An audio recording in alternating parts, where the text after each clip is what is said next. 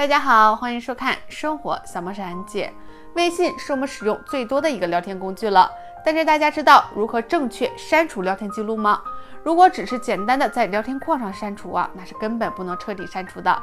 今天教大家一个正确删除聊天记录的方法，赶紧跟视频起来看看吧。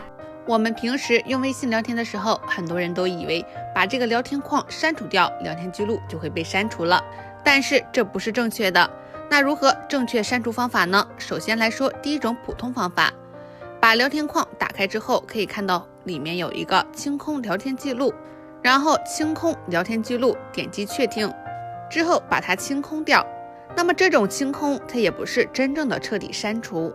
那如何将它彻底删除呢？接下来分享第二种方法，打开微信，点击设置，找到通用，我们点进去，可以看到下方有一个储存空间，打开它，这里它会计算出我们使用的内存，具体到可以看到我们和好友聊天记录所占的内存。因为平时我们跟好友聊天的时候，或者是群聊，经常会发一些图片呀、视频、文件等等，产生的数据呢会很多，所以也是非常占微信的空间。大家可以看到已经占用 2.6GB。那么我们点开管理呢，就可以找到跟哪个好友聊天的记录了。跟好友的聊天数据所占的内存都会在这里显示。那么我们选择不需要的聊天记录，将它勾选。勾选完成，我们直接点击删除。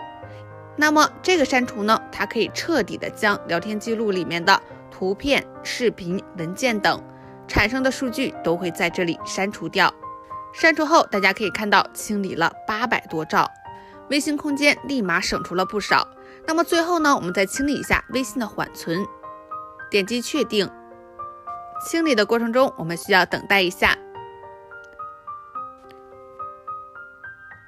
大家可以看到已经清理完毕，微信立马省下了很多的内存，从刚才没有删除之前 7GB 变成了现在的 3.2GB， 为我们省下了好几 G 呢。如果大家没有删除的话，也赶紧去试一试吧。好了，今天的视频就到这里。这个正确删除聊天记录的方法，大家学会了吗？看完视频赶紧分享给朋友和家人吧，让更多人知道。我们下期再见。